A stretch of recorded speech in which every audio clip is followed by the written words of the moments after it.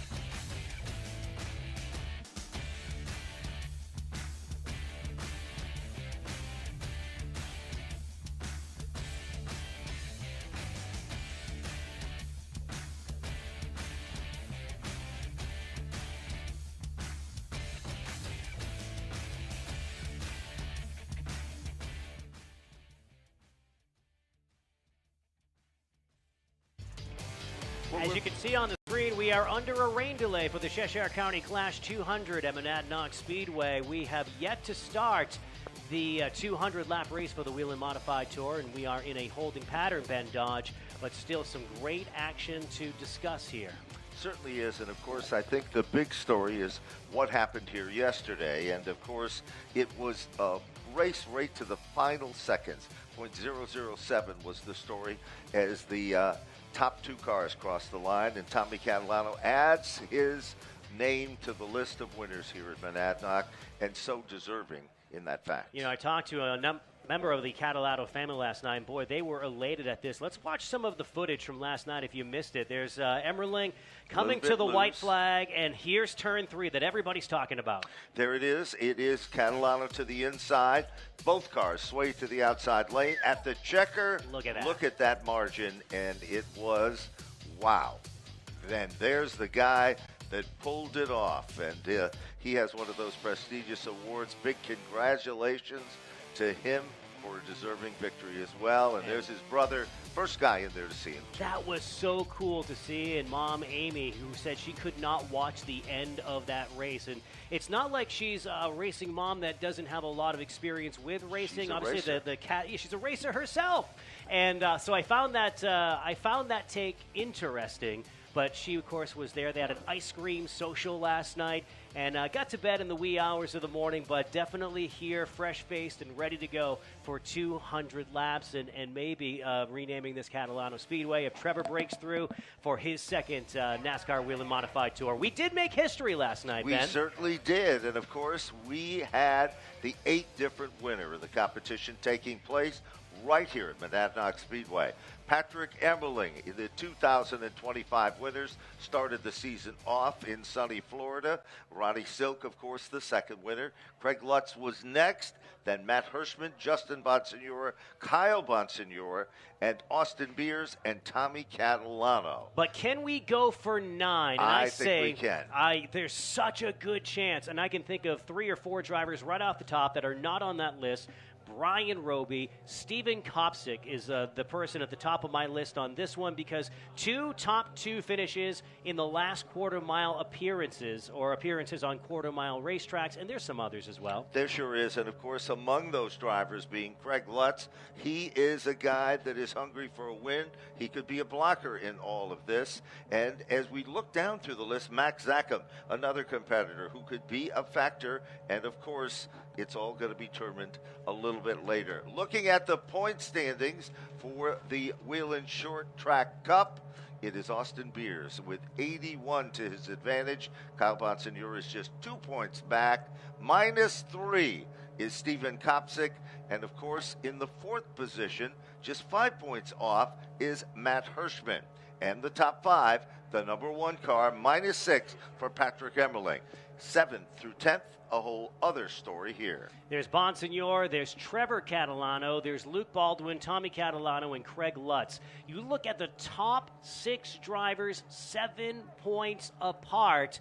And if momentum is anything, you got to look at Kyle Bonsignore. You got to look at Steven Kopsick. The 2 drivers that are lacking some of that momentum right now, mentally, I believe, Austin Beers saying, well, you know, we're just going to have to spin 10 anyway. I'm probably going to pull 10. And that's what happened. Sometimes you get the things that you ask for. Yep, good even things, though they might be not the best of things. And not the best things. And then Matt Hirschman, who's had by Matt Hirschman standards, a nightmare weekend.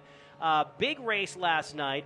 21st in qualifying, and another note, if he's going to win this race, he himself is going to make history, not by being the 9th different winner. He's already won. That was Seekonk. That's what put him in this position to begin with, but nobody has started deeper than 10th at Monadnock and won one of these NASCAR Whelen Modified Tour races. You're so right, and that statistic is a statistic that everybody seems to be talking about as well. You know, you talked about Matt Hirschman. We said they cannot make adjustments on the car. If they did, you'd be forced to drop to the rear of the field.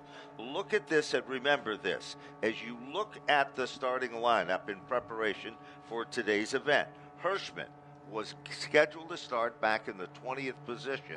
He had everything to gain and nothing to lose. It's a 21-car starting field if he made some adjustments on that race car to make it better, because it meant the difference between one position and one isn't that much when you're back in 20th and 21st.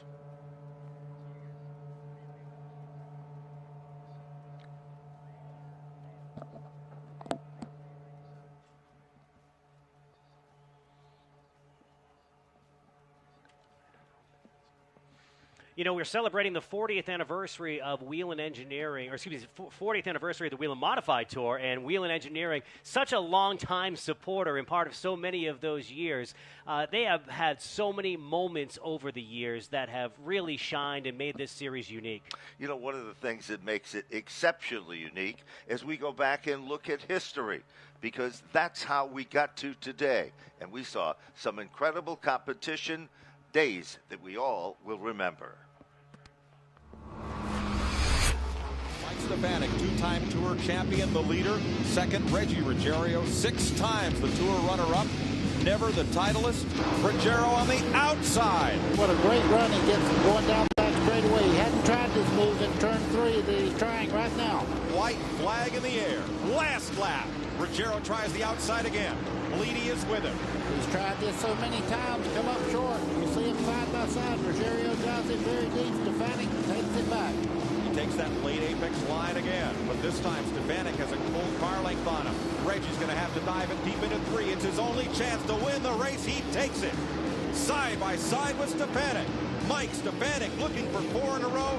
Reggie looking for his first win in 3 years. Bumps to the inside. It's a drag race to the finish line. Stefanik wins his 4th straight Tour race. What a battle with Reggie Ruggiero.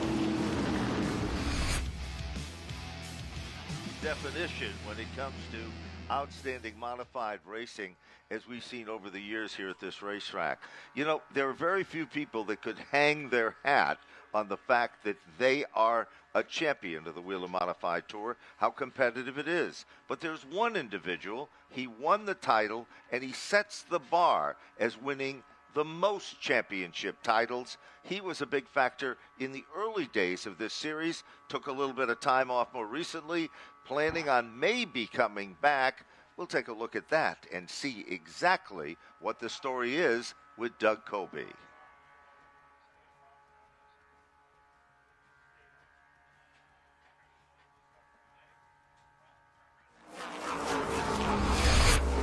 Monadnock Speedway here in southern New Hampshire. It is a very challenging little oval. All right, here we go. Coming up to speed and the green. Coby trying to become the first back-to-back champion in the Tour since Tony Hirschman accomplished that. What will be the most memorable moment for you out of this 2015 season? I think by far and away it's the Monadnock win. Doug Coby scratches off one on the bucket list. He's won on a short track, a quarter mile at Monadnock for the first time in his career. I never won a quarter mile before. Always thought that I understood the quarter mile racing, but I just never had the luck. When we went out to Monadnock and won that race, it gave me a different sense of confidence at the short tracks. Impressive guy, setting a great example of what the other young drivers need to shoot for.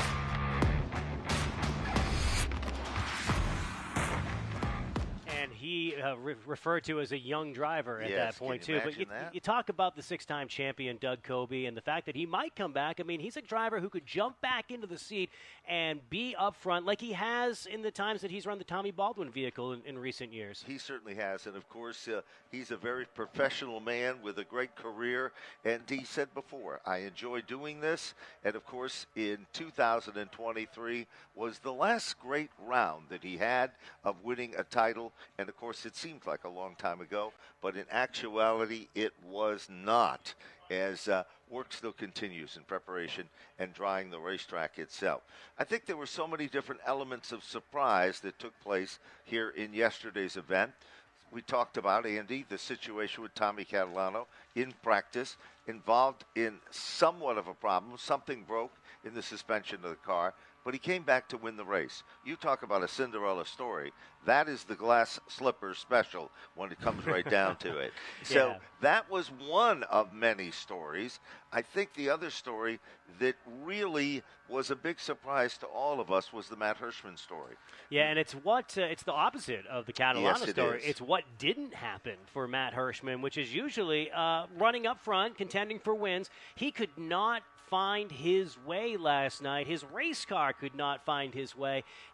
But you know what? That team stuck with it. They battled, and the fact that they completely waxed the field in Seekonk is why they're still in the running for the Short Track Cup. They come into this race number 4 in the point standing, so easily could still win, but they need to right the ship this afternoon. They certainly do. One of the things that took place with the number 60 team, the Bar Harbor Bank operation, they came in. The regulations said 1 tire change per visit to the pit or paddock area. They came in, they put on 2 tires, and then it was caught by the NASCAR Whelen Modified Tour officials.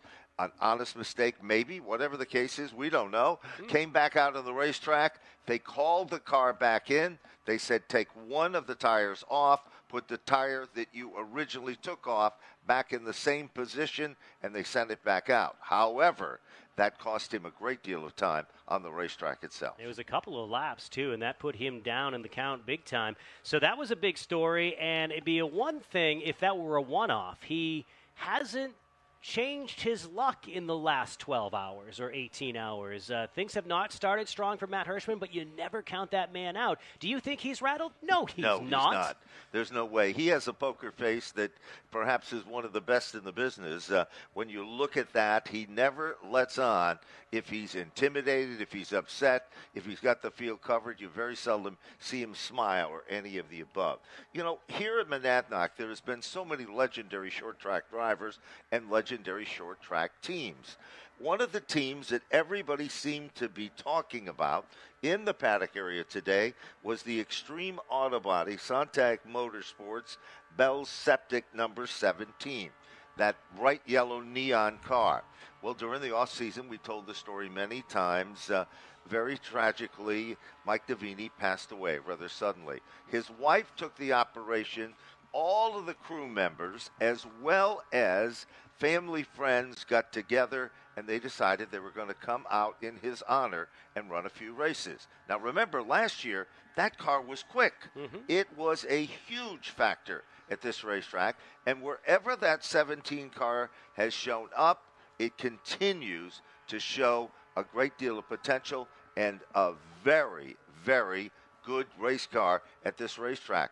That driver behind the wheel, Anthony Nocella, has won at this racetrack in midgets. He's won in all the other divisions that compete with modified racing here over the years. So it's pretty impressive. He's not starting that far back in the main event at the bottom of the top 10. There are 2 things that come to mind when you tell the Anthony Nocella story and you talk about family with the loss of the team leader and the fact that all the crew members came back, because that's what it's all about. That tight-knit race team carries on his memory by continuing to succeed. And then you think Anthony Nocella and that legendary win he picked up at Loudon. We just watched a Loudon highlight from a couple of years ago. Well, back in the day, 1997. But more recently, Anthony Nocella and that epic finish, and he was able to celebrate with his family. The young member, I think the baby was just born. That's right, at that time. So it's a great family tie, and their 10th place showing last night does not show what that car is capable of. He's potentially chasing history this afternoon, as he is someone who could easily be the 9th different winner in 9 races to open the NASCAR Whelen Modified season. You know, also we want to mention, too, the Davini Racing operation. They teamed up with Robbie Fuller, the gentleman that owns LFR, and at one point they decided to go to Martinsville. Well, it was Mike Davini and his wife who said to Robbie, you can put in whoever you want to drive the car. They put LaJoy in the car, and guess what? He won the race. And that was amazing for them. They did not ever have that type of a situation or relationship. They were in the limelight, deservingly so. LaJoy, we know his record, and we know how impressive he's been.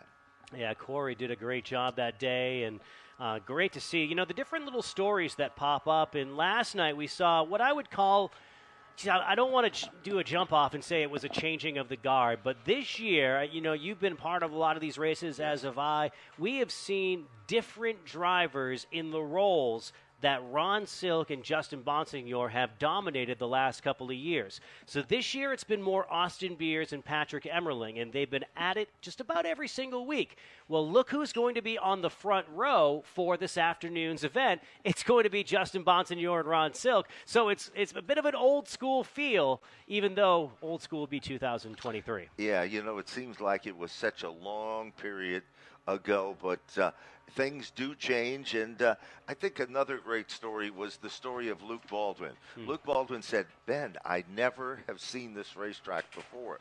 His dad said he's going to learn. We're going to throw him right in the mix of it all. He'll adjust, and he'll end up running good. Now, Luke Baldwin runs the Smart Tour, which is a Southern modified series, and in that series, they run on a lot of the old bull ring short tracks. They are coarse, rough surfaces, but Luke Baldwin has been a winner and up front. He told me a story. He says, when I was 18 years old, I wasn't even seriously interested in racing at all. I was big in sports. I was very competitive with my brother.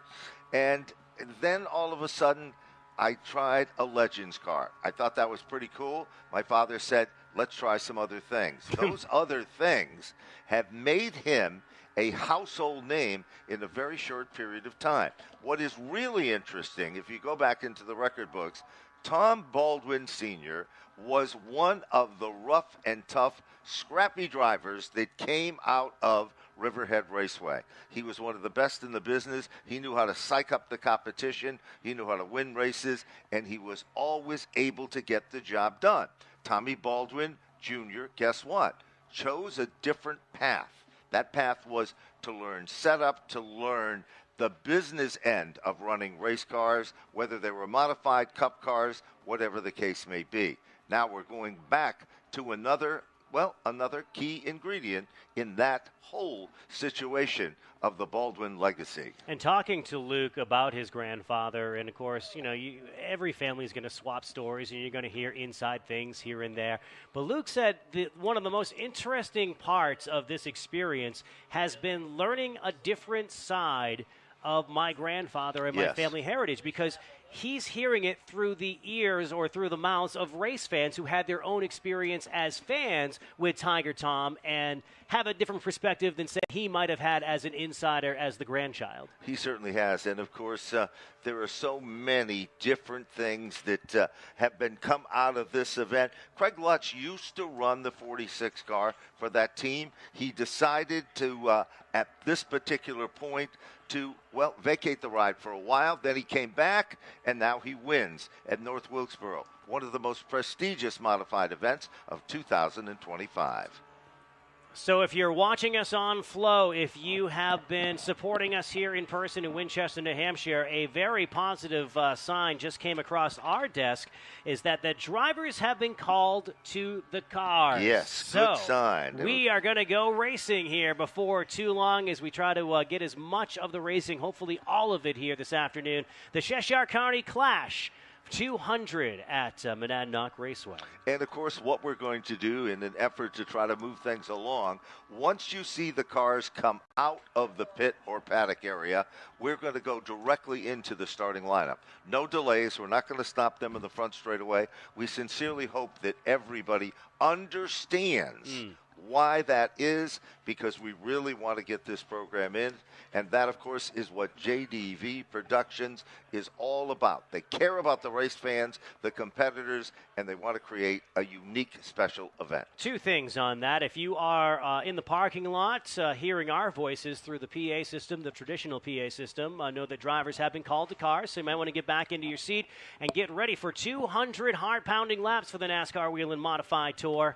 And that will be kicking off here in just a few moments. We talk about a rolling start, as we know in the industry. But last night was the polar opposite. It was awesome. It was very much a all-star feel, where instead of just introducing the driver next to the car, we had not only the driver, the jackman, the crew chief, the tire changers, the tire carriers, and they were surrounded by all sorts of fans running onto the racetrack. They certainly were. And of course, that whole situation has been talked about all day long. And of course, things have become so interesting. It was so nice to see everybody pumped up and excited. The fans literally swarmed the start-finish line area to see their favorite drivers, the crew members and people. And in some cases, they do all the work behind the scenes, Andy, but nobody really has seen them.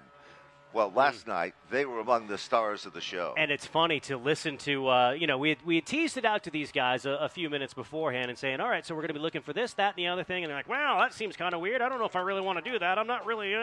But to see all of the crew members come running out of the grandstands, throwing merch left and right, like they're headlining Madison Square Garden, it was wonderful to see. I hope we do it every single year.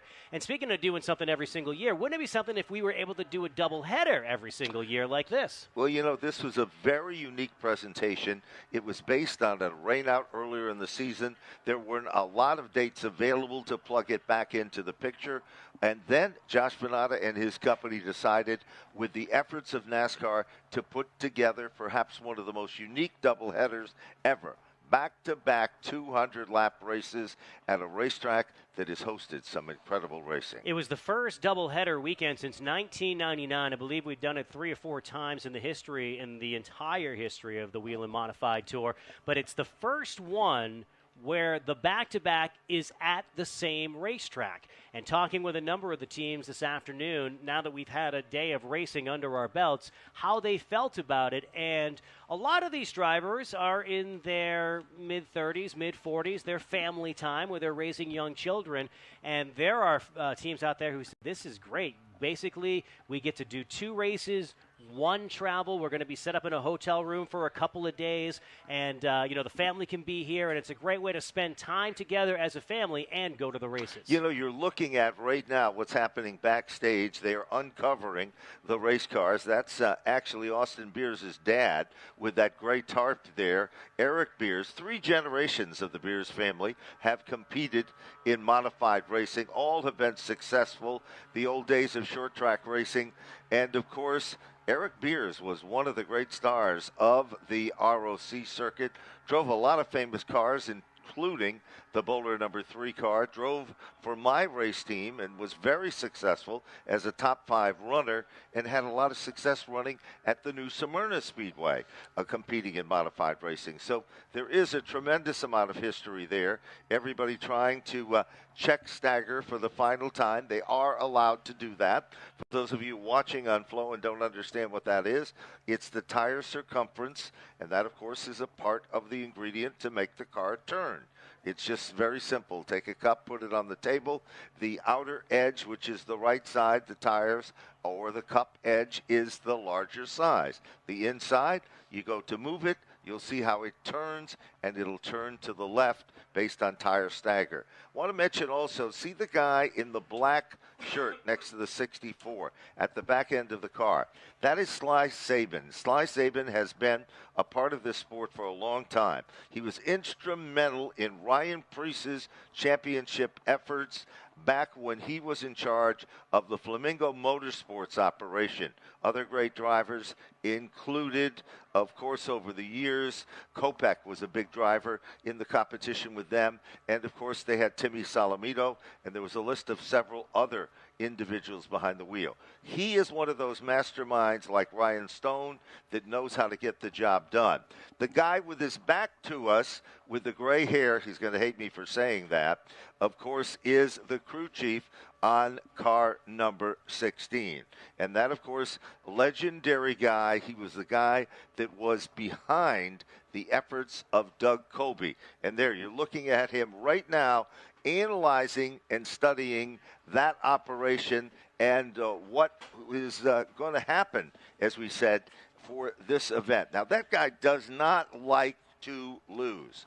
Not at all. And that's been the story over the years. He really, really enjoys what he does. And, of course, that, of course, is Phil Moran. And Phil Moran has worked with a lot of people. He is also one of the crew chiefs that helped tutor the Stephen Kopsick as a young driver. I can remember the days of Stephen Kopsick running an SK Light, who we won a championship with.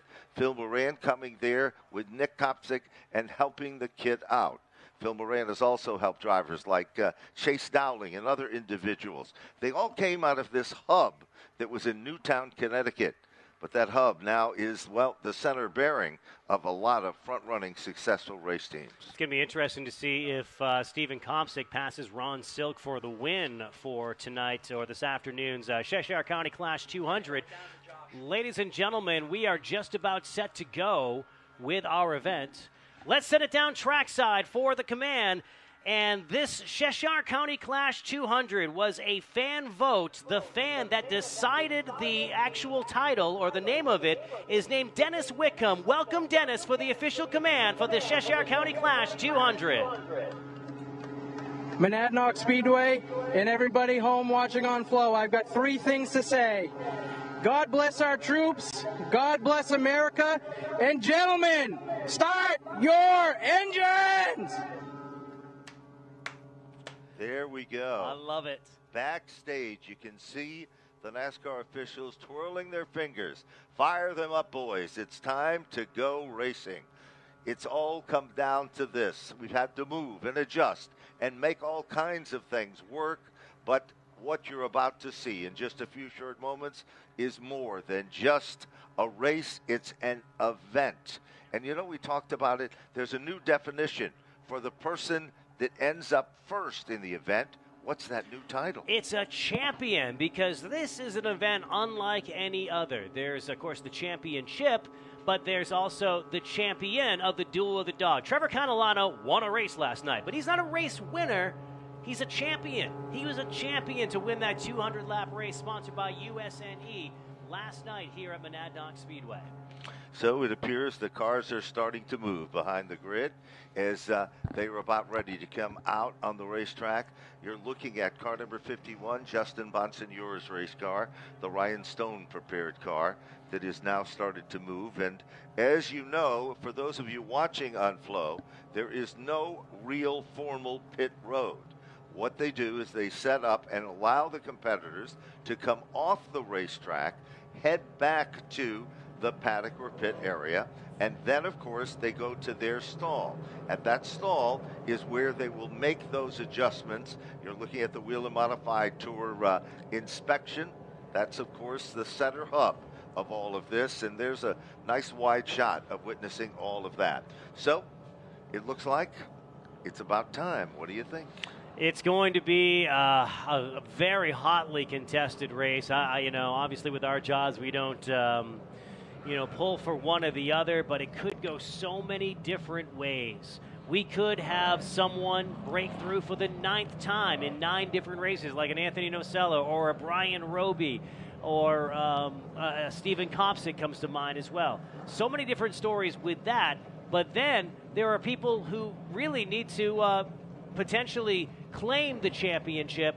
And one driver that has a steeper climb than he originally had when he started the day is Austin Beers. Certainly does. And, of course, we want to mention, for those of you watching on Flow, no, it's not an illusion. No, we're not wrong. No, you're not wrong. We are going to have to adjust this lineup based on the fact that competitors made adjustments to their race cars, and they will drop to a different position than on the racetrack itself. So as they come off turn number 4, you're looking at the proposed way the field initially was scheduled to be. Now, competitors that made those adjustments will be dropping to the rear of the field. So let's go with the starting lineup here on the pole after the redraw. Car number 16, the Blue Mountain Machine Future Homes ride out of Norwalk, Connecticut. That is Ronnie Silk. To his outside, out of Holtzville, New York, the Phoenix Communication Incorporated ride is Justin Bonsignore. Well, it was scheduled to be Brian Roby, who only went 1 lap under the gun in time before he had 2 tires go down in the automobile. The Bar Harbor Bank and Trust Machine was scheduled to start 3rd. It'll drop to the rear of the field.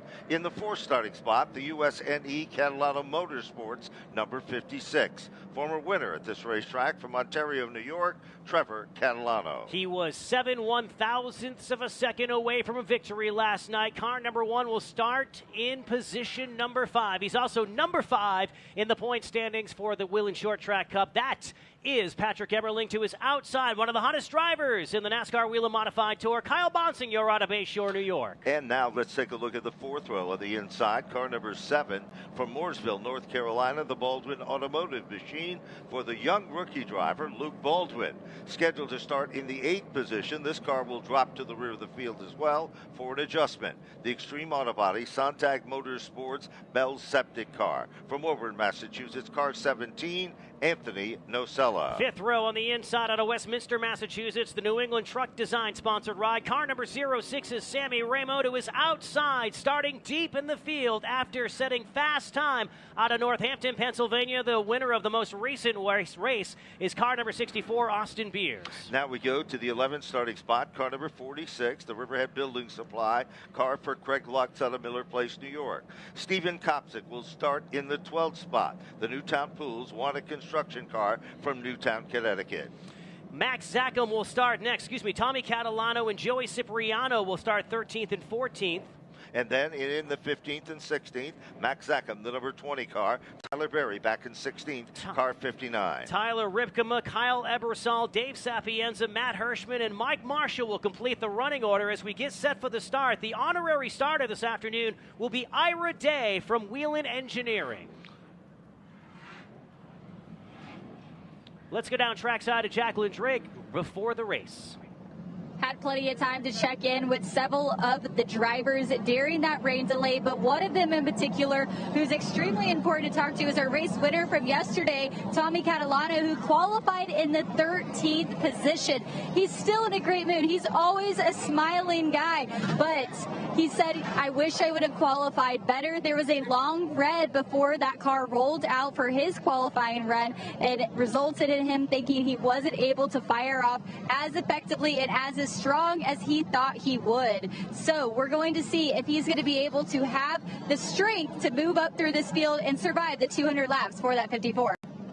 Thank you very much, Jacqueline. Getting ready to start here. Caution lights and caution flag stays on the racetrack one more time. Already a car that made a visit back to the paddock area was car number 36 for Dave Sapienza. Sapienza apparently having a problem.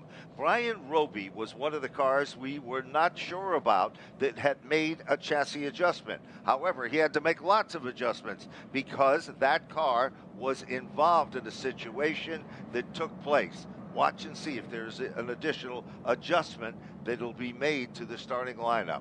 Once again, here's what's happened in qualifying.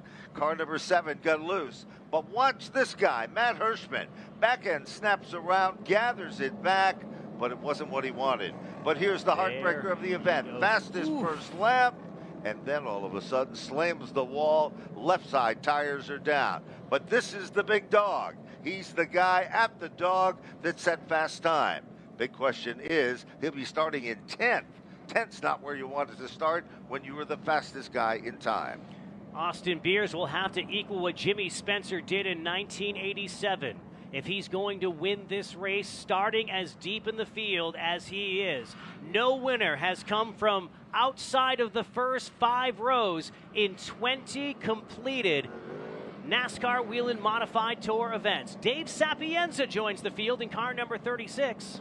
He'll pick up at the rear of the field. And as you see, the cars that drop back, including the 17 of Nocella, Ebersol with the number 5 car, and of course, Hirschman, who was scheduled to start way in the back to begin with. He only lost a position or 2.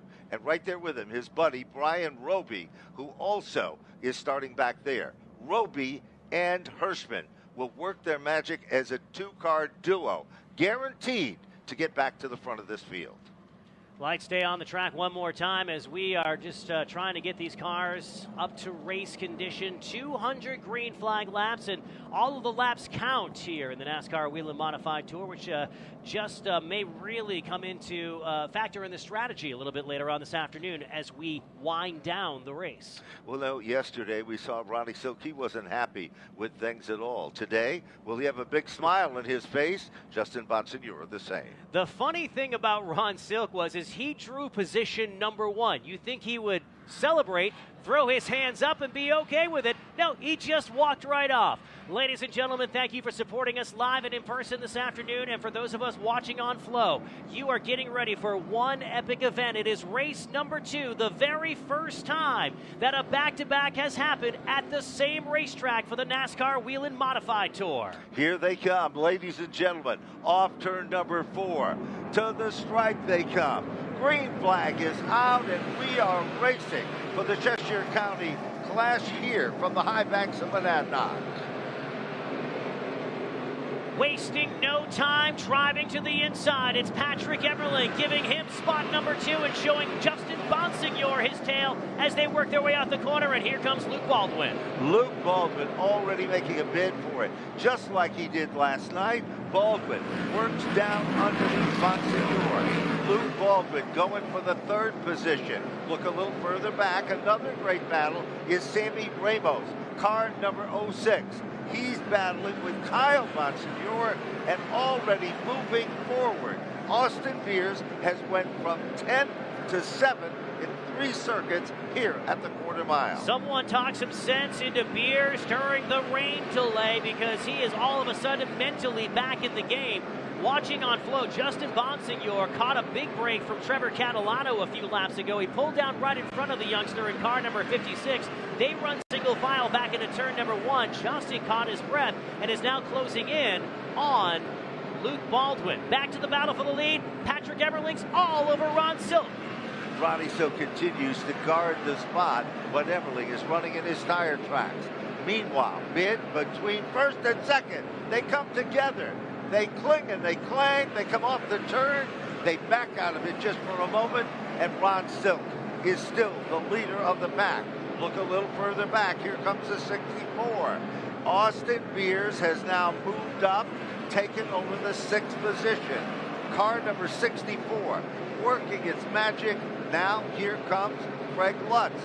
He'll now move into the 7th spot, and that bumps Ramos back to the 8th position. Getting back to that little contact between Ron Silk and Patrick Emerling, that's just a good veteran respecting another veteran.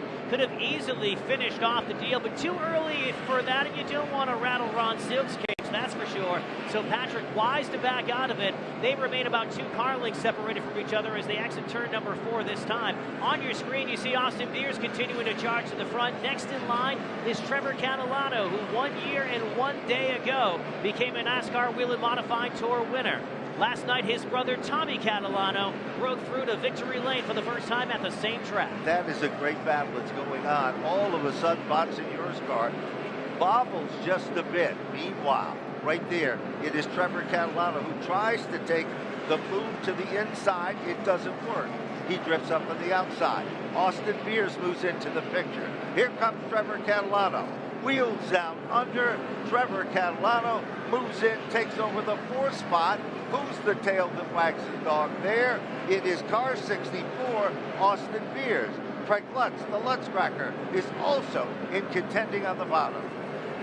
Justin Bonsignore was just having a hard time getting off of turn number 2 for about the last 6 laps, but that's turned into just a freight train going around him. You mentioned Craig Lutz to the next in line. Bonsignore has lost 3 positions in as many laps, and this is a driver who has 5 wins at this track, but they've all come before the repave, and I think that's starting to wear into his head just a little bit.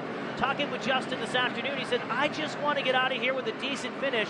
This team favors the larger tracks, and going back to Thompson, where he's also had so much success, is going to be a bit of a homecoming from him, even though he's from New York. It certainly is, and that's a great battle that you're looking at, but it appears that Bonsignore is hung out to dry in the outside lane. Joey Cipriano, car number 15, has also moved into the top 10. Justin Bonsignore is fighting to stay in the 10th position or so at this particular point. Struggling now. Meanwhile, it is Steven Kopczyk in that pack of cars with Tommy Catalano, who's also marching forward.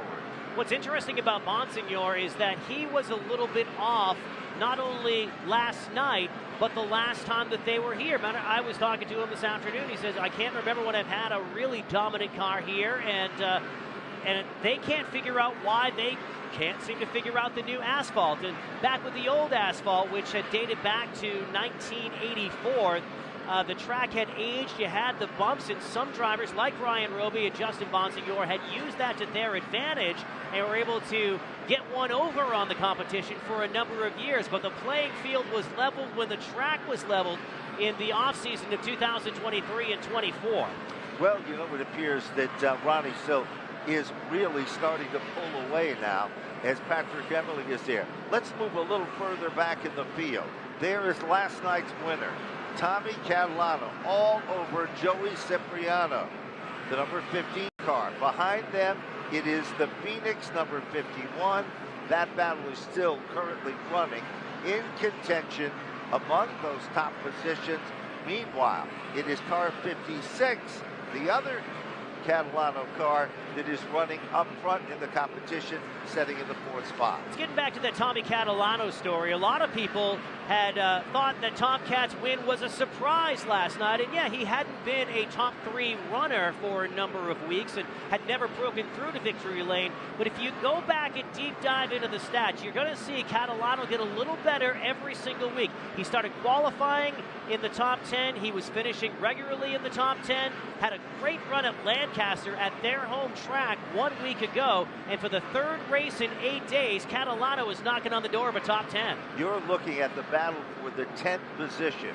Joey Cipriano in the Eastern number 15 car tries to hold off the opposition of Tommy Catalano. Behind him, it is Bonsignor, and then Tyler Ripkema, who really had a pretty good run going last night. Late in the event, he started to falter back just a bit. Continuing in that battle, it is still Joey Cipriano holding on to that 10th position. You're looking at 10th on back currently. Cipriano also turning some heads here today. We haven't seen him this strong in quite some time. Cipriano having a great run, and right behind Bonsignor, a couple of other drivers coming into your picture. Old Blue, and the opposite of blue, the fluorescent yellow, number 17, with Anthony Nocella behind the wheel. That's just outside the top 10. Now, no change in the lead. Ron Silk's still up in front, about 5 car lengths and a few lap cars. Actually, just one, Carl Ebersol, between himself and Patrick Emmerling. This is the battle of the moment. Yes, it is Bonsignor who quickly made the transition and moved around. All of a sudden, the car that looks so strong is not the case anymore. But just in front of Bonsignor is another one of those great stories with Tommy Catalano. Now in the top 10, the USNE powered machine. Now look at Bonsignor trying to close up that gap. Then we got a 4-car battle. And who's at the bottom of that battle? It is Matt Hirschman. Hirschman running in 15th. Nocella is 14th. Tyler Ripkema is 13th. And Joey Cipriano is 12th. Single file, that pack of cars run 38 laps in. So a couple of different stories on this one. You have Matt Hirschman, who realizes that, okay, I can't win the race right now, and I'm just going to bide my time. But you can't bide your time too long, because here comes Ronnie Silk, and the separation between Hirschman and the battle that you see on your screen and Ronnie Silk, it's less than a straightaway. So sure. About 15 car lengths, and Ronnie Silk's going to start putting some real quality cars a lap down. Certainly is, and of course you don't want to have that happen. If you need a lucky dog to get back on the lead lap, you have to be the top of the food chain, 1 lap down. Meanwhile, coming up on lap traffic, the next target becomes for Silk. That is Brian Roby's car number 25. And Ben, remember what happened last night when Patrick Emmerling was leading this race and Matt Hirschman was battling to stay on the lead lap, and it was probably one of the fiercest battles we saw all night. That worked out well at the time. It worked out well in his favor, where he was the lucky dog and was able to gain that lap back and did get the wave around. So 2 nights in a row, 2 races in a row for Matt Hirschman, and the story for him would be, can he stay on the lead lap? That's almost unheard of, one of the best drivers of this generation. You know, a battle that I've been watching that is really hot and heavy is Joey Cipriano's number 15 car. That is back in 12th. Tyler Ripkema is in 13th, Nocella and Matt Hirschman. Those 4 cars trying to make sure that they continue. Look at now, Nocella dives to the inside of Tyler Ripkema.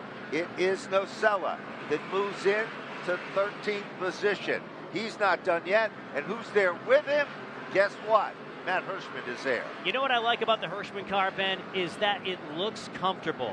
I say that and it breaks loose in turn number 4, but it looks the most solid that it has all afternoon, and that's a good thing for Matt Hirschman. If he can stay on the lead lap, they can catch a caution. He's still not out of this fight.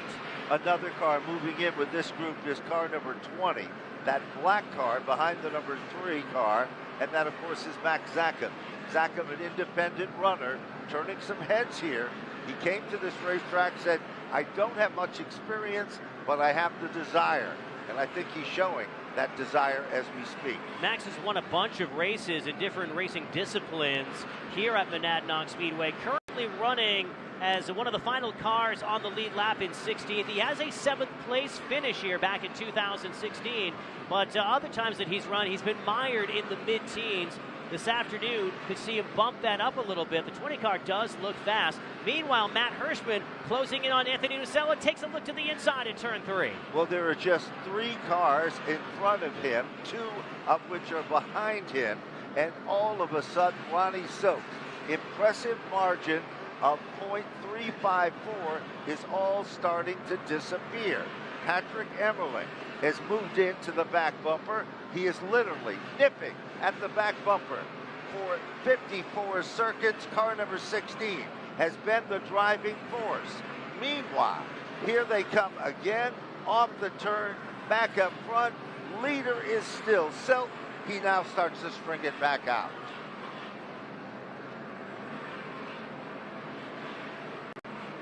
And now, continuing to apply that pressure, Silk is still there.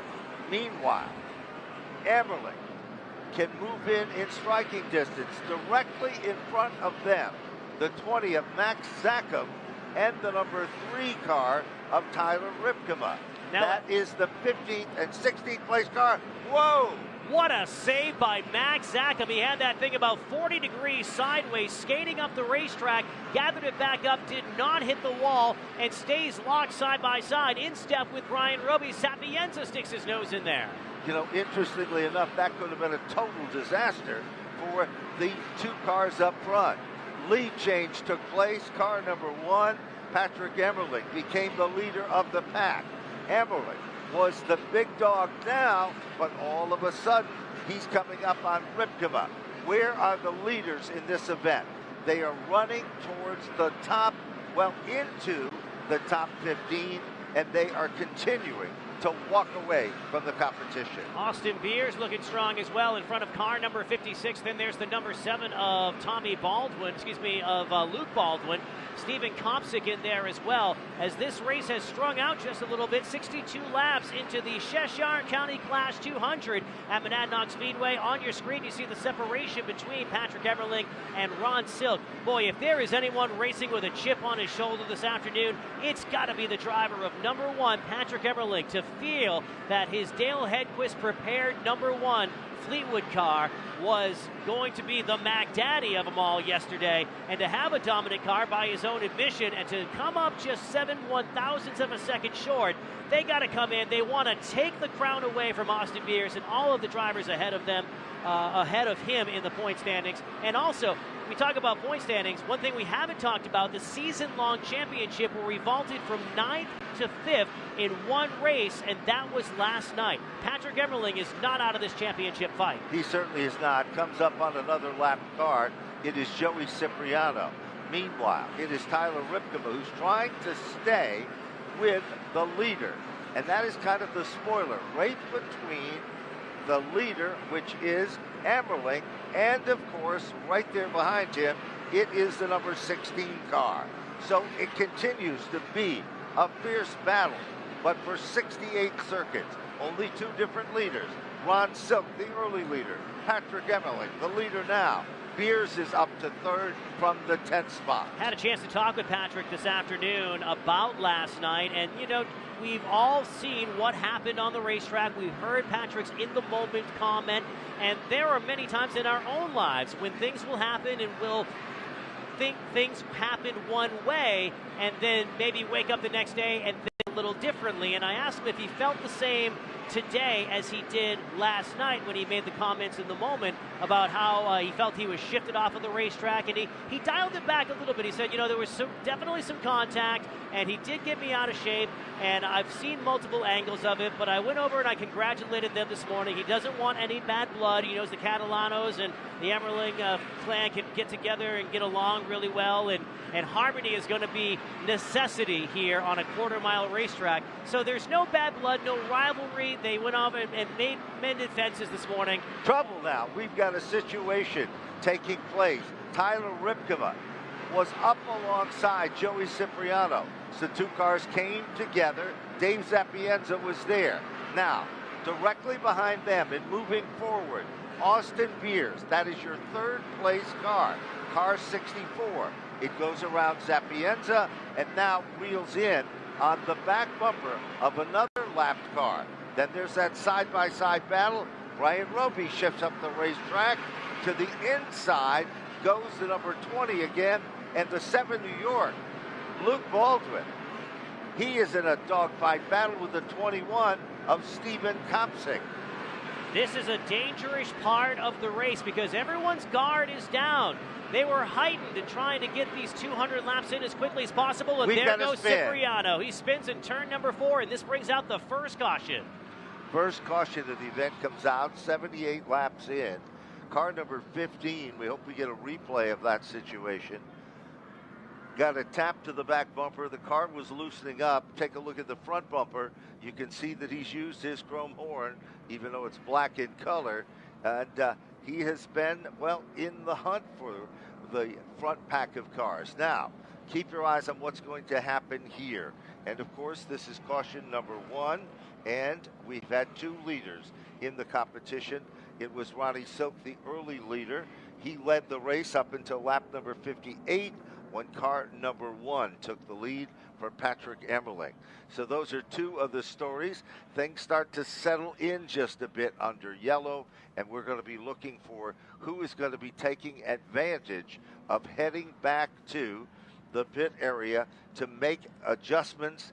Maybe 1 tire change per stop now. You remember what happened last night with the Matt Hirschman car. They made an error, whether it was by mistake or whatever the situation was, but they were able to come back in. Pulling up alongside, it is Ron Silk in the Phil Moran prepared race car, Austin Beers, and of course, Stephen Kopsik. And they will roar into the pit area. Single file.